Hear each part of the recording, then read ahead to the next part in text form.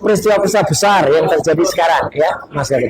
Mungkin ada pandangan khusus atau telaah yang menarik supaya apa? Supaya masyarakat juga tidak melupakan kasus ijazah palsu ini. Silakan Mas Gafur. Assalamualaikum warahmatullahi wabarakatuh. Ya, para pemirsa, wah ini ada banyak nih ya. Roy Suryo Official, Abdul Ghafur Sangaji Official, Refri Harun Channel, dan Ugraseno Tribrata ya. Langkah update, langkah update yang luar biasa di kesempatan malam hari ini ya. Nah, hari ini inilah trio, tapi bukan trio kuek-kuek ya. Nah, kalau trio kuek-kuek lain. Kuek-kuek ini yang ada di sana, yang kuek-kuek. Trio beneran. Kali ini kita akan tampil dengan isu-isu paling update. Nah, isu paling update. Kita tahu teman bahwa barusan terutama yang ada di kota Jakarta itu melihat ada beberapa konsentrasi alat-alat berat. Alat-alat berat itu bukan alat berat dalam pembangunan, tetapi kendaraan-kendaraan berat ya itu yang dijalankan oleh dua institusi, yaitu Coklat dan Ijo. Nah, Coklat dan Ijonya tebak sendiri ya mana, dan itu ternyata tersangkut dengan sebuah kasus yang saya nggak perlu ceritakan, kasusnya heboh banget ya gitu, karena yang satu kompres, yang sini juga kompres, kemudian yang satu gelar barang bukti, kemudian yang satu kemudian juga menggelar pertemuan, dan itu terjadi pada hari. Dan yang menarik apa?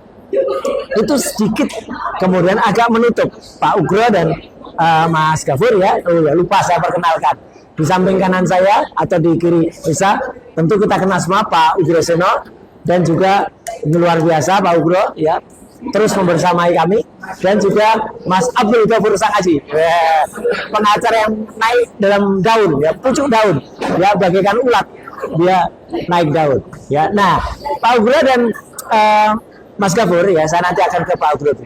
Ini jangan sampai katakanlah adu kekuatan antara Coklat dan Ijo ini kemudian menutup kasus yang sekarang kita lagi konsepnya ini lagi menarik-nariknya Pak, lagi seksi-seksinya. Karena apa? Karena minggu yang lalu pemirsa juga tahu, alhamdulillah, puji syukur kehadirat Tuhan Yang Maha Kuasa Allah Subhanahu Wa Taala, kami memenangkan ya, meskipun itu tidak semua, tapi kami menangkan daging-dagingnya ya, tentang adanya penangkapan ya, permohonan untuk pra-peradilan terhadap penangkapan yang tidak sah, kemudian penahanan yang tidak sah, dan juga penggeledahan yang tidak sah. Dan minggu depan kita akan jalan lagi dengan pra-peradilan yang kedua, yang akan menyangkut penersangkaan terkait dengan pasal 32 Undang-Undang ITE, Informasi dan Transaksi. Nah, jangan sampai kemudian tertutup. Karena apa? Pemirsa, juga karena ada sedikit yang sebenarnya kami menyayangkan juga ya, Mas Ghafur dan Pak Ugro, ada yang kemudian mencoba membaca ini dengan salah ya, dan kemudian dikatakan kalau tindakan dari pra-peradilan itu adalah mengkhianati rakyat. Katanya kami tidak berjuang untuk rakyat, katanya kami itu malah justru akan membuat kerjasama dengan oligarki, bahkan dengan pihak dari tembok sana ya, Yuri Solo atau dari Ratapan Solo ya, tembok Ratapan ya gitu. Dan bahkan apa yang dilakukan oleh sahabat kita Dr. Tifa itu juga dinegasikan, katanya nggak boleh eksepsi itu nanti akan menguntungkan Jokowi. Nah, jadi sekaligus nanti selain kita bahas isu-isu aktual dan juga bagaimana terhadap isu yang besar yang lagi terjadi ini, bagaimana kita sebenarnya menyikapi langkah dari pra-peradilan yang tetap itu berpihak kepada rakyat ya, dan kita sama sekali tidak ada sedikit pun ya maksud kita untuk kemudian mundur dari perjuangan rakyat, tapi juga kita jangan sampai kita mati konyol gitu. Karena kalau kita masuk ke persidangan asal maju, tapi ternyata kita tidak bersiap dengan apa yang terjadi, maka itu namanya mati konyol. Baik, untuk kesempatan pertama saya akan mohon Pak Ugraseno untuk menyampaikan bagaimana supaya kasus yang besar-besar itu, kasus gajah itu ya, gajah sama gajah pelanduk mati di tengah. Gajah itu bukan nggak punya ijazah ya, lain lagi itu ya. Meskipun gajah-gajah itu kadang-kadang ada yang partai gajah itu kalau itu nggak punya ijazah, yang lagi bersiap-siap keliling Indonesia dan ditolakin di mana-mana ya, gitu. Ya mau masuk Jawa Barat ditolak, nanti mau masuk Nusa Tenggara Timur sana ditolak gitu. Ya, baiklah bro. Bagaimana supaya kasus itu tidak menutup kasus ijazah palsu yang sekarang terjadi? Silakan, monggo Pak. Jadi kembali lagi saya ingat waktu masih akabri tingkat 2. Baik, tahun berapa itu Pak? Tahun 76. Oh, 76 ya. 1976 ya. 1976. Baik, ya. Itu saya masih Pernah ikut pramuka dulu SMP kelas 2. saya masih kelas 4 itu Pak. Ya. SMP kelas 2 itu Ya. tahun berapa ya? 72. Baik, ya. Nah, 71 ya. Terjadi, ya. Pramuka itu kan nyanyi kan ada yang lagunya terkenal itu sampai sekarang saya masih ingat. Hah? Lagunya gini Mas. Ya. Pramuka di mana-mana. Nah, ya. Sekarang sudah berubah. Tapi bukan lagu pramuka. Apanya Pak yang berubah? Korupsi Di mana-mana. Wah, iya loh.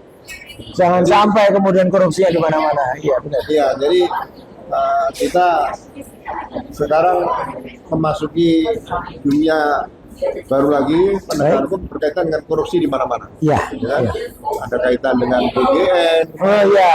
Dan Badan Gizi Nasional itu ya BGN itu. Ya. sekarang ya kita serahkan sama Bapak Presiden karena saya dengar semuanya sudah dipanggil oleh Bapak Presiden. Oke. Barusan sebelum kita podcast ini Bapak, Iya, ramai itu di depan Istana Negara, katanya para pejabat pada pulang itu. iya baru dipanggil ya. Iya. Mudah-mudahan ada solusi yang terbaik untuk negara dan bangsa ini setelah diberikan arahan oleh Bapak Presiden kita, Pak Prabowo Subianto. Iya. Nah, saya kembali kepada kasus dugaan Korupsi? Bukan. pencemaran nama baik Oh, kasus kita. Ya, kasus kita ada ini. yang berkaitan dengan ijazah palsu. Ya. Jadi laporan saya tetap kembali di ini masyarakat supaya benar-benar jelas, ya kan? Laporan yang Lakukan oleh Jokowi. 4 pelapor. Betul. Jokowi, Andi Kurniawan, Mejumanan sama-sama Maret sama Swekan. Ya. Kemudian saya melihat di sini bahwa sangat aneh dalam satu berkas perkara bisa membuat 4 laporan polisi. Dan lokus tempusnya juga beda-beda Pak tadinya. Makanya ini tidak diperhatikan secara tajam Iya. oleh para penyidik kita. Ya, Ya. penyidik ini lebih baik daripada penyidik zaman saya dulu. Karena dulu undang-undang IT kan Belum ada. menonjol. Iya. Ya. Kenapa saya katakan begitu? Ya kan? Karena seharusnya satu peristiwa, Baik. ya, mungkin ada beberapa perkara Ya. dan itu dilaporkan menjadi satu laporan polisi. Iya, disatukan. Ya. Jadi peristiwa di situ lokus delikti, tempus deliktinya di situ ada. Kemudian mungkin ada beberapa perkara, misalnya Ya. ada pengerusakan rumah, Oke. pembunuhan, Ya. perkosaan, Ya. pencurian, Iya. penganiayaan dan Ya, sebagainya. dijadikan satu. Nah, kalau itu masih bisa dilaksanakan, tapi itu satu laporan polisi, Wih, iya. bukan masing-masing satu LP. Iya. Ya kan? Nah, bisa juga hanya satu peristiwa perkara, satu laporan. Nah, kalau 5 tadi dijadikan satu, jadinya peristiwanya apa, Pak? Nah, ini yang membingungkan karena hubungan antara laporan polisi yang pertama, Pak Jokowi, Ya. laporan polisi Andi Kurniawan, Lecumanan dan Maret sama Swekan. itu hubungan langsungnya nggak ada. Baik. Hanya menyentuh sedikit, atau kalau bahasa celakaan lalu lintas itu nyerempet. Oke, iya. Ada nggak nabrak, Nggak ada nyerempet. nabrak. Iya. Iya. Dan bukan rangkaian kereta api Oke. yang digandeng itu panjang. Iya. Nah, karena ini menjadi satu berkas perkara dengan jumlah tersangka 8. Iya. Jadi harusnya berkas perkara ini Sendiri-sendiri. harus utuh jadi satu sampai diserahkan ke jaksa. Oke, iya. Kalau jadi satu ya, iya. Tidak bisa di berkas perkara bisa-bisa seperti yang sekarang ini. Betul, iya. Cluster. Sudah ada restoratif justice, Baik. justru seharusnya sudah Selesai malah. tersebut sudah selesai, Ya. tidak bantu ke jaksa. Iya. karena sekarang udah dilimpahkan zaman kita ikuti, ya kan? Jadi 3 orang sudah di restoran justice. Ya. Nanti kita lihat di proses pengadilan. Ya, Egy Sujana, Damai Ritis, dan si Omon Prismon Sianiwan. Ya. Sekarang kita coba ikuti berkas perkara, Ya. ya, akan dilimpahkan ke pengadilan. Baik. Ya. Nah, yang satu berkas perkara seperti Pak. Betul. Nomor 301. Ya, sudah jalan 2. Ya. Ya. Berkas masalahnya masih di Ya. 300 saya nomornya. belum dilanjutkan. Belum. Karena ada pra peradilan. Ya. Menariknya pra peradilan ini adalah mungkin beberapa peristiwa dalam penyidikan tersebut Ya. Ya. yang kira-kira banyak bertentangan dengan satu Ya. KUHP-nya. Betul. Kita mendahului hukum pidana, yang kedua dengan hukum acara pidana. Ya, ya, ya. Ini menarik. Pra peradilan yang tahap 1, Ya. bukan tahap namanya Pak. Pra peradilan Pertama. Ya, pertama. Pra pertama itu berkaitan dengan proses sebelum dilakukan ke jaksa, itu dilakukan proses penangkapan, penggeledahan, Dan penahanan. penahanan. Ya. Ternyata Tidak sah. pra peradilan Mas Roy diterima oleh hakim Betul. Tunggal. Ya. Ya. dan dinyatakan proses penangkapan, penggeledahan dan penahanan tidak sah. Baik. Ya. Tapi jangan dikaitkan bahwa perkara tersebut nanti akan tutup. Oh iya, iya, iya. Biarin aja. Betul. Ya. Ini menarik kenapa? Karena ada pra peradilan kedua. Ya, ini minggu depan. Ini berkaitan kan pasal-pasal tadi. Ya. Pasal 32 ayat 1 ya. Ya. Ya. Undang-undang ini. Itu. Jadi inilah membuat penerapan pasal yang asal-asalan. Ya kan? Jadi kemungkinan juga itu kan ada 4 pasal. Baik. Ya. 310 Ya. KUHP 6 pasal, Pak. 6 pasal jadinya. atau 6? 6, Pak. 6 ya. 6. Ya. 310 KUHP Ya. sekarang menjadi 433, 433 baru 311 KUHP 11 KUHP jadi 434. Ya. kemudian Pasal apa? 28, 27 atau 28? Iya, iya. 8 kemudian 3 Enggak jadi gajah, enggak ada ya? Iya, iya, iya. Oke. 32 dan 35. 32, 35. Baik. 32-nya juga Oh iya, 6 itu karena dalam dakwaan itu diulang lagi, Pak. Jadi ada 310, tapi kemudian ada juga disebut 433. Oh iya. Ada 311 disebut juga 434. Iya. katakanlah perkara Pengulangan. pengulangan ya. Iya, iya. Jadi memang seharusnya kalau menurut KUHP Yang mana? Itu KUHP disebut baru atau yang lama? KUHP yang baru. Iya, betul. atau kalau di KUHP nama yang menentukan bagi tersangka. Iya. Karena di situ ada pasal-pasal penerapan yang menurut saya ada Iya. 4 pasal. Iya. Kalau ditambah yang KUHP baru seolah ada 6 pasal. 6 pasal, iya. Ini sekarang sedang diuji. Karena Ya. pasal-pasal yang kaitan dengan undang-undang ITE pasal 32 dan 35, isi 32 yang sekarang akan kita terapkan. Betul, di peradilan minggu depan. Itu sangat sulit diterapkan. Ya. Jadi ini akibat proses awal tadi, Ya. laporan Ya. dipaksakan. Iya, amburadul lah sebenarnya. Tapi nanti sah atau tidaknya Ya. pasal 3 penerapan pasal 30 mengatakan Nah, baik Mas Roy atau Dr. Rifa, Nah. kita ikuti nanti sidang Siap. pra di pengadilan. ini Jakarta Selatan. Ya.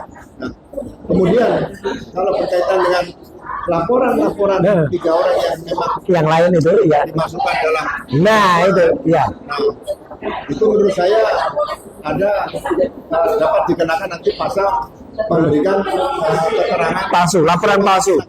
Oke, ini. Oke. pejabat Iya. kepolisian tadi. Iya, iya, iya. Nah, ini nanti tetap juga diproses. Siap. Akibat ketidak Cermatan. cermatan Ya. penerimaan laporan, justru akan menciptakan para tersangka baru yang membuat laporan polisi. Betul. Iya. Pesan saya sekali lagi, jangan main-main dengan membuat laporan polisi Nah, itu. dalam bentuk delik biasa, Ya. tapi laporan itu ternyata tidak benar tepat. Setuju. Maupun membuat pengaduan palsu. Iya, iya, iya, iya. Seolah aduan tadi benar. Iya. Karena sekarang di KUHP baru sudah diatur pasalnya salah di situ. Nah. Ya. Nanti sekali lagi biar suatu saat kita akan Ya. panggil ahli pidana untuk menjelaskan pasal-pasal tersebut. Baik. Jadi sekali lagi saya lebih banyak memberikan edukasi kepada masyarakat. Siap. Ya. Jadi jangan sampai nanti terjadi hal-hal yang kira-kira malah merugikan pelapor. Betul. Sebagai contoh misalnya, Ya, ya, ini satu contoh yang Iya. Aktual. apabila nanti pembuktian bahwa yang Laporkan dilaporkan itu tidak. dan fitnah tadi Hmm. berkaitan dengan bukan ijazah palsu. Ya, ya. Dan kalau itu tidak terbukti Ya. bahwa ijazah tadi Asli. asli ya. Iya. Kalau tidak terbukti itu asli, Iya. berarti palsu. Palsu. Kalau Ya. terbukti, Ya. itu nanti akan bisa dilaporkan kembali. Betul. Itu. Pelapor akan dilaporkan dengan Iya. pasal memberikan laporan palsu kepada aparat. Itu Iya. saja yang sementara Baik. bisa saya sampaikan. Terima Siap. kasih Mas Roy. Ya. Terima kasih Pak Ugro. Jadi ya kita mendengar bahwa ternyata banyak sekali bisa kita kritisi melalui nanti permohonan kita untuk pra peradilan yang kedua. Nah, saya ingin ke Mas Abdul Ghafur Sangaji ini. Hubungannya juga dengan rendahnya peristiwa-peristiwa besar yang terjadi sekarang, ya, Mas Ghafur. Mungkin ada pandangan khusus atau telaah yang menarik supaya apa? Supaya masyarakat juga tidak melupakan kasus ijazah palsu ini. Silakan, Mas Ghafur. Terima kasih Mas Roy, Ya. Pak Bro. Ya. Memang dalam 2 hari ini ada 2 peristiwa hukum besar ya. Yang pertama kemarin kita sudah mengajukan permohonan pra peradilan yang kedua Ya. dan kita sudah bacakan permohonan pra peradilannya dan yang menjadi termohon adalah pihak Polda Metro Jaya. Oke. Jadi tidak ada pihak dari sana dari pemerintah yang benar itu yang selama ini hoax gitu. Ya. Digaungkan termul. Dan turut termohonnya adalah dari kejaksaan. Ya. Meskipun dalam surat permohonan kemarin, permohonan pra peradilan, materi permohonan pra peradilan, kami menyebut bahwa turut termohon kejaksaan itu bukan sesuatu yang wajib untuk menjawab apa yang menjadi materi permohonan.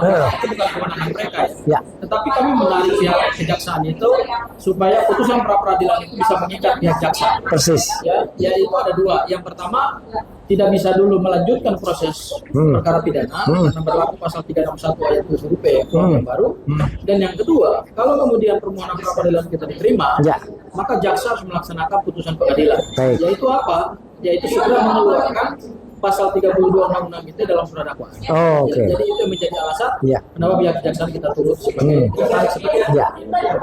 Nah, dan yang kedua hari ini Mas Roy, satu lagi peristiwa hukum besar di bangsa ini yang cukup heboh ya, yaitu dugaan tindak pidana korupsi yang dilakukan oleh salah satu pejabat teras dari Kejaksaan Jampitsus yang hari ini mengundurkan diri. Kemudian beberapa jam setelah itu ditetapkan sebagai tersangka oleh pihak Polda dan Mabes Polri, Satuan Kerja untuk Pemberantasan Korupsi. Kita sepakat bahwa siapapun orangnya yang terlibat dalam dugaan peristiwa tindak pidana korupsi, ya memang harus ditindak. Gitu. Jangankan pejabat teras kejaksaan, selevel menteri, ketua lembaga tinggi negara, bahkan kalau kita mau agak progresif penegakan hukumnya dalam memberantas tindak pidana korupsi, kalau memang ada jejak mantan presiden atau mantan wakil presiden, saya kira juga. Betul. Misalnya dalam kasus tindak pidana korupsi yang melibatkan Nadiem Makarim, kemudian juga ada Om Lembong, kemudian mantan Menteri Agama yang menyebut nama Pak Jokowi.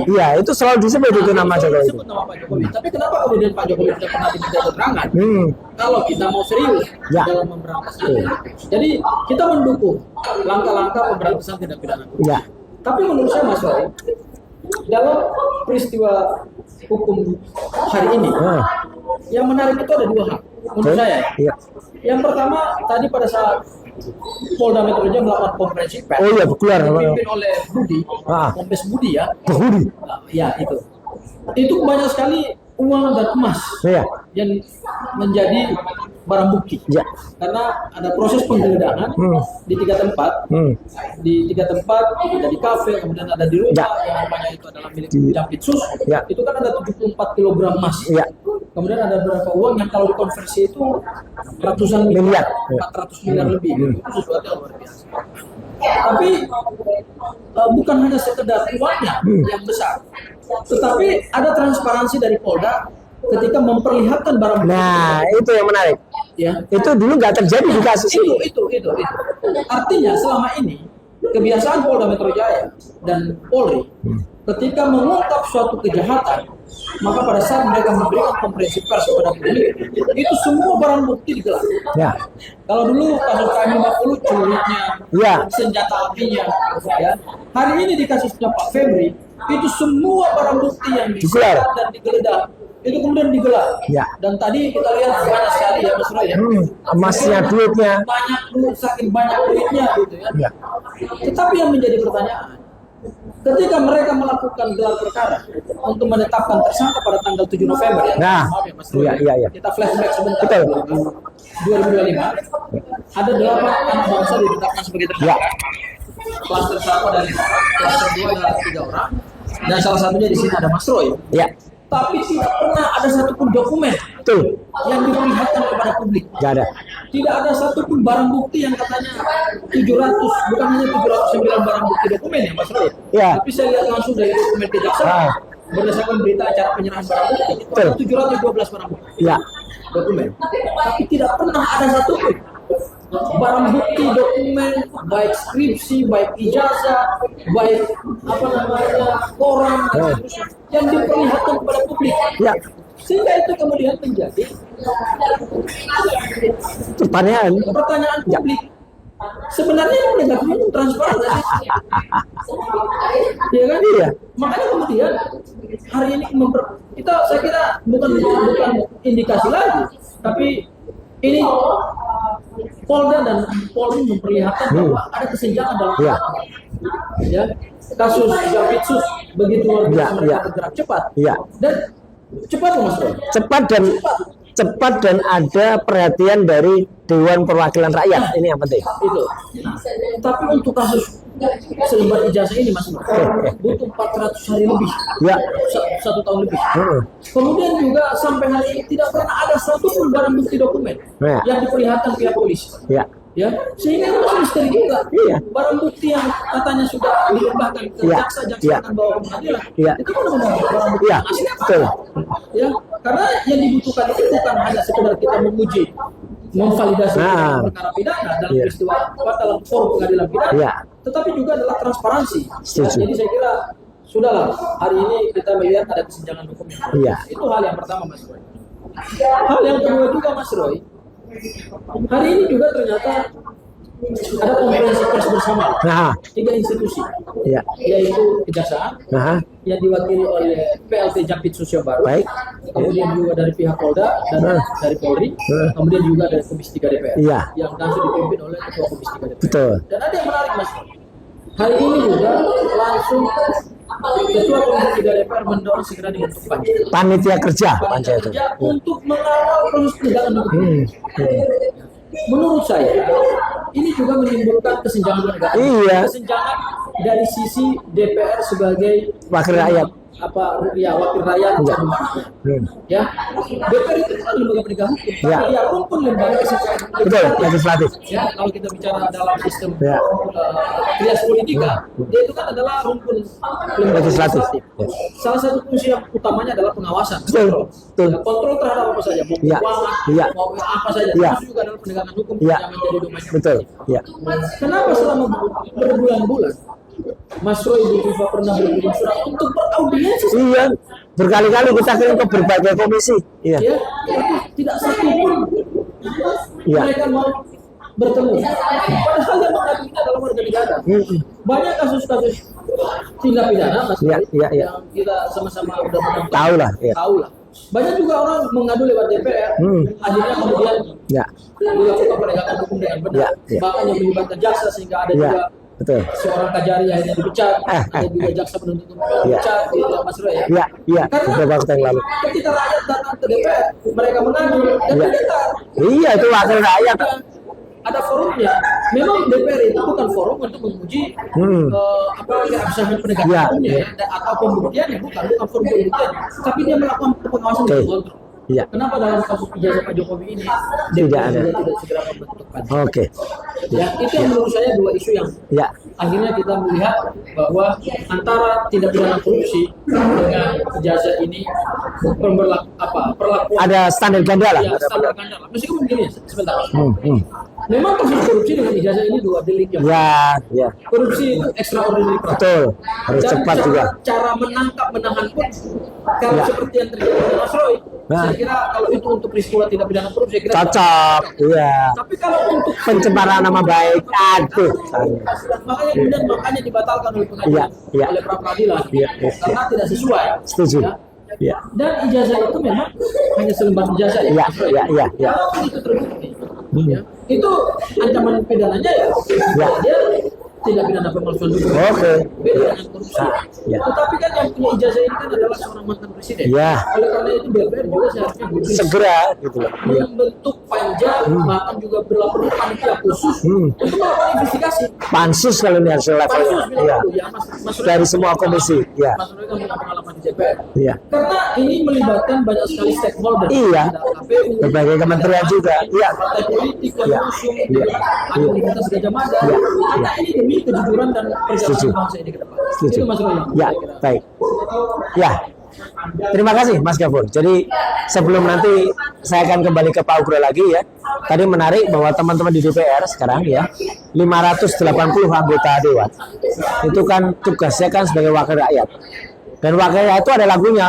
Wakil rakyat seharusnya merakyat. Tapi nggak usah saya teruskan, nanti kena copyright. Ya gitu. Nah, mereka harusnya benar-benar melihat perkembangan ada. Jangan kemudian ketika ada kasus heboh ini terus kemudian mereka bergerak membentuk panja atau panitia kerja. Ya, kenapa panja? Karena itu mungkin tidak melibatkan berbagai komisi yang ada. Ya, jadi mungkin hanya satu komisi saja, komisi 3 atau komisi hukum. Tapi harusnya kalau soal ijazah palsu itu kan menyangkut komisi pendidikan, komisi 10, menyangkut juga misalnya hukum, komisi 3, menyangkut juga misalnya hal-hal yang lain ya, yang itu nanti akan juga harusnya diperiksa. Gitu. Ternyata kan tidak sampai dengan saat ini ya, itu yang sangat disayangkan. Baik, saya kembali ke topik yang nanti akan juga kita bahas ya Pak Ugro, yaitu pada saat pra peradilan yang kedua Pak Ugro. Nah sekarang ini agak sedikit coba mohon bisa dijelaskan kemarin. Dan tujuan kita praper Pak Ugro itu adalah kalau ada sekarang framing yang coba dibuat ya, saya menyesalkan sekali ya, karena itu sebenarnya kan dulu kan ya disebut sebagai pembela saya gitu ya gitu. Tapi kemudian gara-gara satu oknum itu kemudian kan masalahnya grup yang membela itu kemudian menjadi agak menjauh atau sekarang posisinya mungkin harus kita hentikan gitu ya atau kita cut dulu. Karena apa? Supaya tidak kemudian berbeda, karena etikanya memang nggak boleh Pak Bro. Ada pembela tapi malah menyerang prinsipalnya gitu. Nah, apakah pra peradilan itu tuduhannya atau framingnya itu bahkan dituduh kita melakukan pra peradilan ini adalah justru menguntungkan pihak oligarki atau menguntungkan pihak pemilik ijazah palsu itu gitu. Jadi tujuannya katanya dengan dipelapor nanti nggak perlu masuk ke perkara intinya gitu. Jadi dia justru digariskan. Padahal kan ya memang yang namanya praper itu kalau memang ada prosedur yang salah seperti kemarin kan memang harus dihentikan. Tapi menghentikannya kan sebenarnya kalau soal ijazah palsu itu kan masih banyak cara yang lebih smart nanti untuk bukan di kasus fitnah dan pencemaran nama baik ini, Pak Bro. Itu yang sekarang coba di framing seolah-olah apa yang kita lakukan di sini ditambah apa yang dilakukan Dr. Tifa dengan eksepsi. Loh, kalau eksepsi itu kan wajar, Pak. Ada orang kemudian berusaha kalau kemudian dakwaannya salah dia eksepsi supaya apa? Supaya patah dakwaannya. Lah kok eksepsi disalahkan?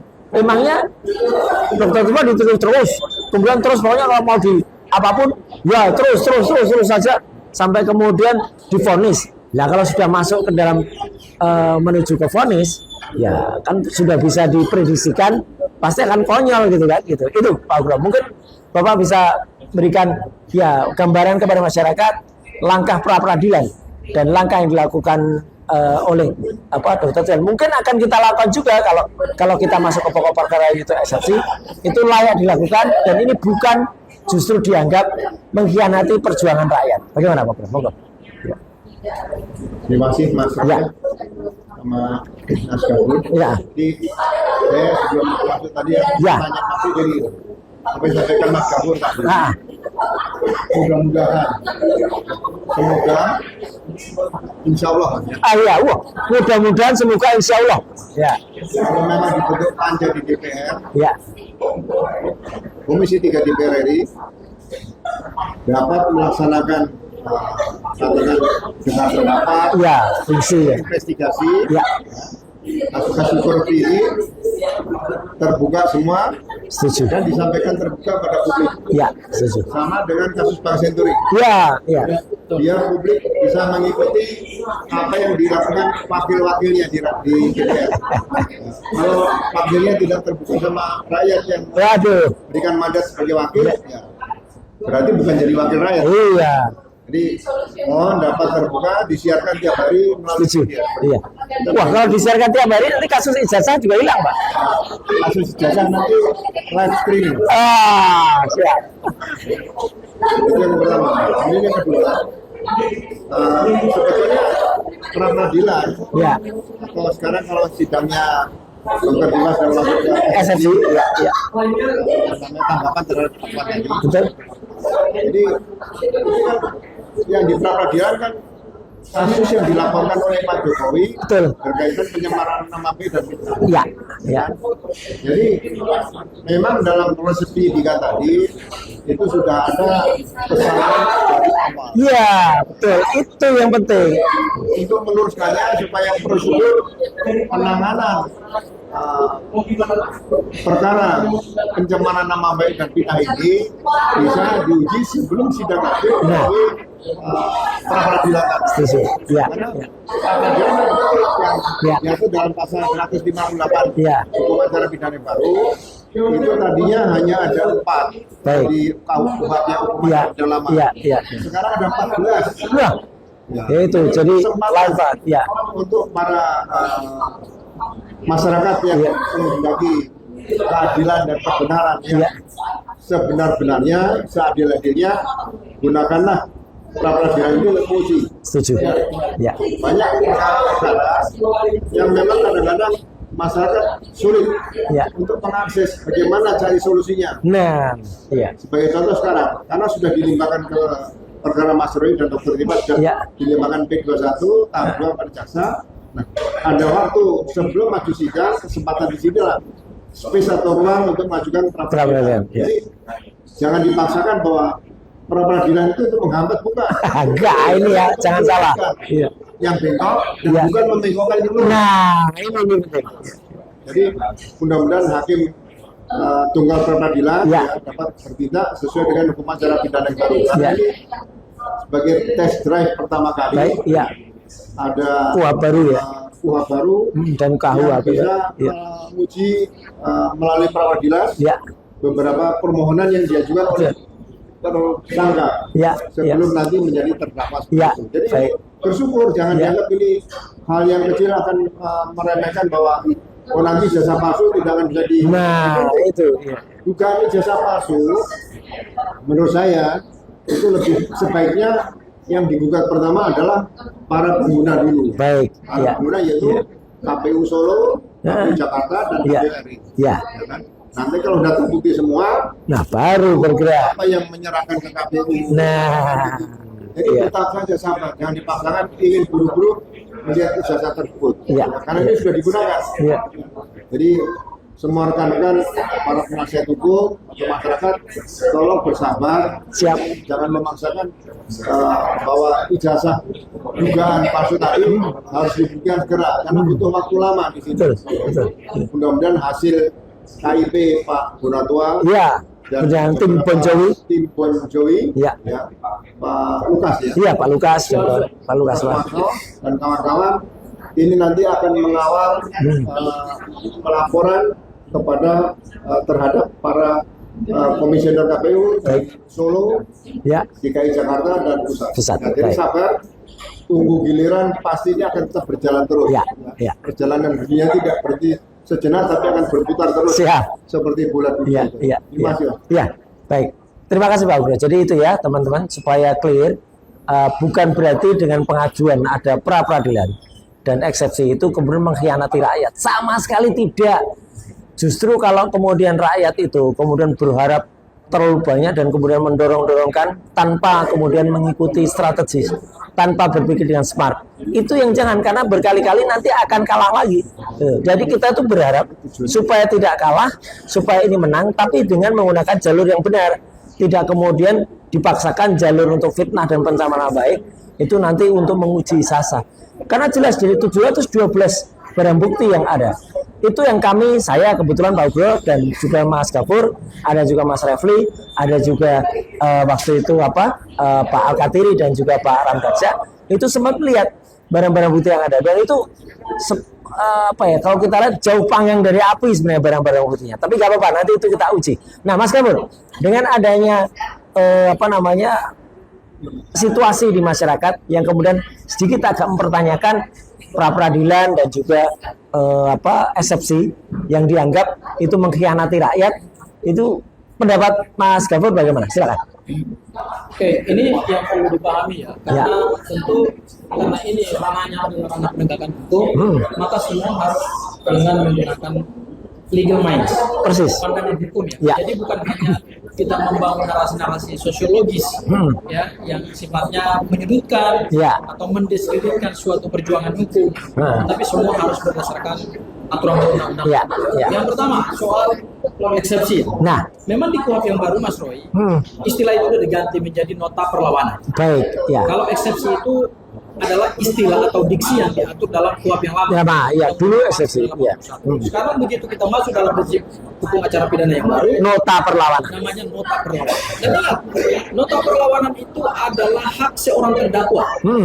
Itu diberikan oleh undang-undang. Itu adalah langkah hukum yang digunakan oleh seorang terdakwa untuk melakukan perlawanan terhadap surat dakwaan. Jadi nota perlawanan itu substansinya bukan terkait dengan Mas Roy, bukan terkait dengan substansi penegakan hukumnya ya, atau katakanlah pembuktiannya. Belum. Tetapi lebih pada aspek formilnya. Yaitu apa? Apakah surat dakwaan itu disusun secara cermat, secara jeli, sesuai dengan fakta, aturan perundang-undangan apa tidak gitu ya. Nah, kalau kemudian kita lihat kemarin di surat dakwaan, memang seperti yang tadi disebut oleh Mas Roy, ada pasal itu dakwaannya 4 Mas Roy. Dakwaannya itu adalah dakwaan pertama primer subsidiar, dakwaan kedua primer subsidiar, kemudian dakwaan ketiga ini dakwaan kumulatif pasal 35 dan dakwaan keempat pasal 32. Nah, pada saat jaksa menuntut primer subsidiar, ini ada pasal-pasal yang sebetulnya tidak konsisten. Misalnya di dakwaan pertama disebut 433. 433 kan pencemaran. Kemudian diikut sertakan dengan pasal 261 kalau saya tidak salah ya. Itu terkait dengan perbuatan berlanjut. Nah, di berikutnya lagi ternyata ada dakwaan pasal 310.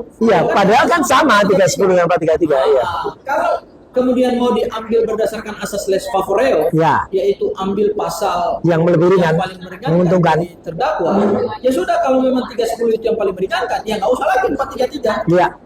Ambil aja satu pasal. Kalau memang itu unsurnya lebih meringankan. Makanya dalam nota perlawanan Butiva kemarin mereka mempertanyakan, ini dakwaannya gimana sih? Dan kalau kemudian itu diterima, maka akibat hukumnya ada. Bisa kemudian surat dakwaan dinyatakan batal lebih atau kemudian surat dakwaan tersebut digugurkan oleh hakim gitu. Dan kalau surat dakwaan dinyatakan batal demi hukum, berarti perkara tersebut tidak bisa lagi diadili. Karena mengadili suatu perkara pidana dasarnya adalah surat dakwaan. Dan surat dakwaan itu, ingat, itu adalah mahkotanya jaksa. Ketika digugurkan oleh pengadilan dan digugurkan oleh hakim, maka berarti gugur juga mahkotanya jaksa. Dan perkara tersebut tidak bisa lanjut. Itu bukan karena Butiva takut untuk melanjutkan perkara. Nah, ini yang penting. Tetapi adalah kita menegakkan dan kita meluruskan hukum. Dan kemarin saya apresiasi ya, Mas Roy, nota perlawanan dari Butiva. Butiva, saya kira pengacara-pengacaranya juga senior-senior, mantap-mantap juga. Ada Pak Al-Katiri, ada Pak Ramdaksa, ada kemudian yang lain.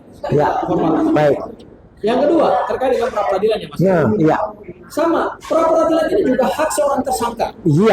kalau tadi hak seorang terdakwa ketika sudah diadili, dia menggunakan nota perlawanan. Nah, ketika kita belum sampai kepada pengadilan, kita Ya. masih statusnya sebagai Tersangka. nanti kita diberikan hak oleh undang-undang. Ya, Dan betul. hak itu kita pilih. Ya.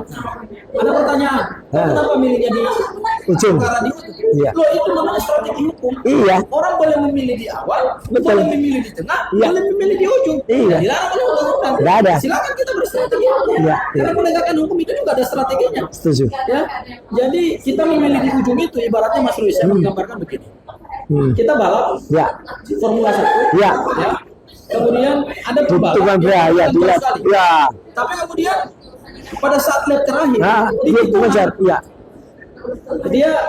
dia bisa nyalip Betul. dan kemudian dia Finish. Benar.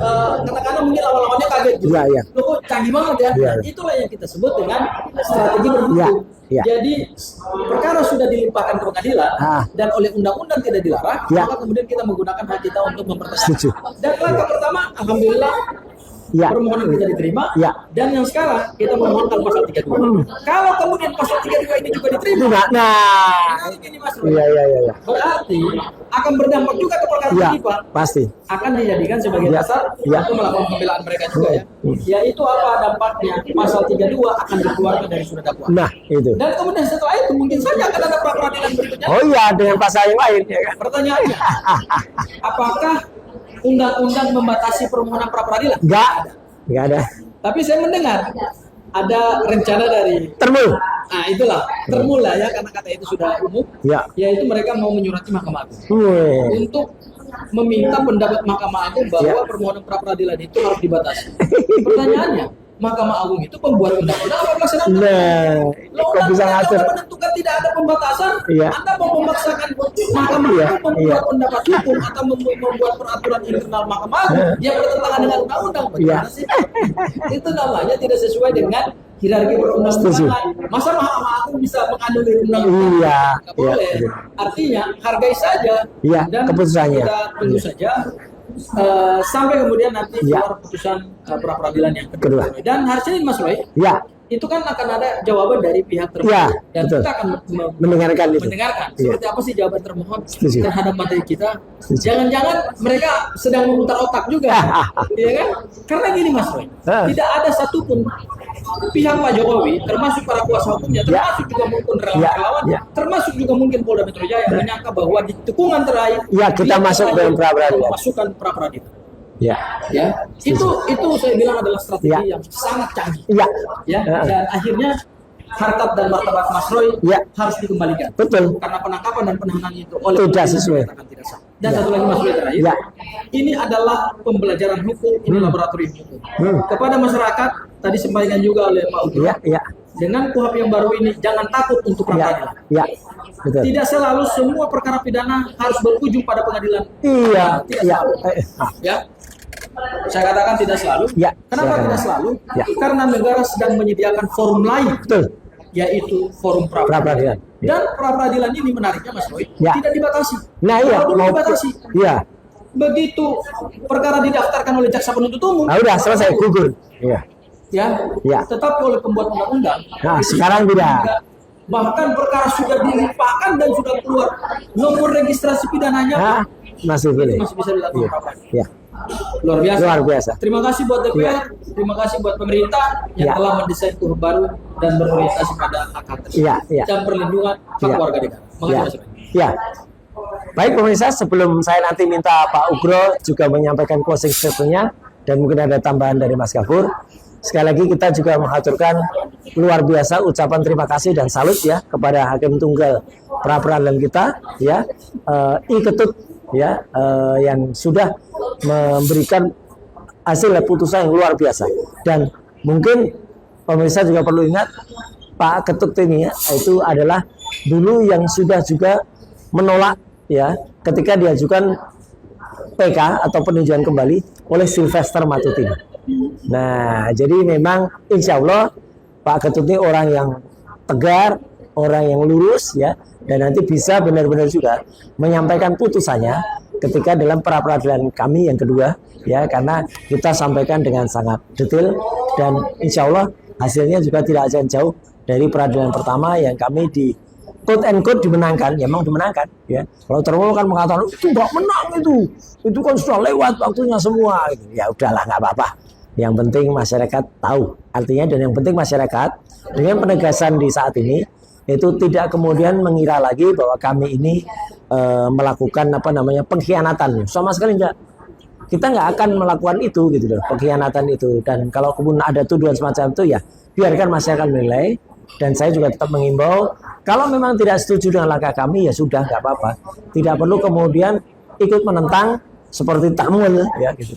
Kalau jadi pernah ya, kalau nanti jadi pembela, ya bela saja, jangan kemudian bela tapi malah menjadi pelawan upaya kita. Terakhir Pak Ugro, mungkin nanti juga saya mohon statement terakhir dari Mas Gafur, apa yang bisa saya sampaikan, nasihat-nasihat untuk menghadapi pra-peradilan yang kedua dan situasi saat ini. Monggo Pak Ugro. Jadi sebagai penutup, Ya, mari kita sosialisasikan pasal 158 hukum acara pidana yang baru, ya, Undang-Undang Nomor 20 tahun 2025. sebagai pencerahan, ya kan? Membuka cakrawala baru, Ya. ya kan? Karena di bidang hukum nanti masyarakat akan lebih banyak diberikan peran Siap. untuk mengontrol bagaimana penegakan hukum yang benar dan adil di negara kita. Ya. Jangan sampai nanti banyak korban-korban yang terjadi yang menimpa masyarakat yang lain seperti Pak Bamantri dan Ya, Gus Nur. Gus Nur. Ini harus selesai, Ya. karena dengan dugaan ijazah palsu yang telah digunakan untuk pejabat daerah dan pejabat negara Itu seperti jelas yang salah. dilakukan oleh Pak Presiden Jokowi, mulai dari wali kota, gubernur sampai presiden. Ya, Kemudian saya juga menyampaikan kepada publik, Ya. sekali lagi apa yang ditempuh dalam pra-peradilan ini, di situ kalau nggak salah ada 14 poin, tapi salah Ya. satu yang menarik bagi saya Ya. adalah pra-peradilan terhadap penyitaan atau barang atau benda ya. yang tidak ada kaitan dengan perkara pidana. Nah, itu ya kan. Ini menarik, kenapa? Jangan sampai berkas perkara yang berkaitan dengan pencemaran nama baik dan fitnah, Ya, itu barang buktinya seluruhnya lebih mendekati kepada pembuktian bukan ijazah, oke. ya, termasuk mesin tik. Nah, iya, itu ada mesin tik itu. Apakah mesin tik itu dipakai untuk melakukan pencemaran nama baik atau tidak? Itu menarik bagi saya, ya kan? Ya, ya. Nah, mesin tik ini disita dari mana dan Ya. siapa yang menggunakan mesin tik tersebut, itu Ya. mungkin nanti akan terbuka di pengadilan atau bahkan nanti di sidang pra-peradilan. Betul, betul. Itu saja dari saya. Terima Siap. kasih. Selamat pagi ya. Ya, iya, baik. Terima kasih Pak Ugro. Lanjut, langsung sambung Mas Gafur sebagai closing statement. Ya, Pak Ugro, bahwa sekarang ini penegakan hukum sudah sangat transparan. ya, Bahkan dalam penanganan tindak pidana korupsi yang diduga melibatkan Jampitsus, itu Polda sudah menunjukkan sejumlah barang bukti. Tetapi sayangnya dalam perkara kasus ijazah palsu mantan Presiden Jokowi, ini yang kita lihat ada kesenjangan. betul. Ya, dan sampai hari ini publik belum pernah melihat seperti apa wujud fisik atau Ya. analog daripada ijazah Ijazah Pak Jokowi. itu, ya. Saya sudah lihat, Mas Fred juga sudah lihat. Iya, iya. Ya, mungkin Pak Ugro dan teman-teman yang lain atau juga semua masyarakat Indonesia masih bertanya-tanya sebetulnya seperti Ya. apa sih ijazah Pak Jokowi? Nah, itu Kenapa pada saat pengumuman tersangka pada tanggal 7 November tidak ditunjukkan juga. 25 Ya. yang diumumkan langsung oleh Kapolda Metro Ya. Jaya, kenapa tidak seperti hari ini? Ya. Bahkan tadi pengumumannya hanya selevel Kabid Humas ya, Iya, iya, Pak Budi tadi. Polda Metro Jaya, Hmm. tetapi barang buktinya banyak sekali. Wah, iya. Kenapa betul. pada saat Kapolda mengumumkan tersangka, kenapa juga tidak ditunjukkan barang bukti? Ini menunjukkan bahwa ijazah Pak Jokowi memang masih misteri. Iya. Dan kalaupun pada akhirnya Nah, nota perlawanan dari Bu Tifa diterima, Ya, ya, karena betul. memang penegakan hukum itu tentu harus lurus, Ya. ya, dan Satu lagi ijazah. katakanlah surat dakwaannya dibatalkan Ya. oleh hakim, Ya. ya berarti, dan kemudian permohonan pra peradilan kami diterima, Nah. berarti ijazah ini memang masih misteri Eh. dan masih banyak cara celah forum lain untuk Ya. menguji ijazah ini. Ya. Dan tanpa ada perkara pidana ini pun saya kira publik juga sudah bisa menebak. Ya. Ya, ini asli atau palsu. Betul. Ya. Sederhananya begini Mas. Ya. Sesuatu barang kalau asli, Nah, ya, apalagi bangga kita. barang yang berkualitas. Iya. Ya, Iya. saya tidak hanya mengatakan ijazah, Iya, iya, iya. tapi katakanlah handphone Ya. atau sepatu, Ya. atau pakaian, Ya. atau perhiasan. Kalau itu asli dan kemudian dipertanyakan keasliannya, akan dengan bangga dikeluarkan. Oh iya, pasti. Bahkan pada saat seseorang melakukan laporan polisi, Ya. pada saat dilakukan gelar, Ya.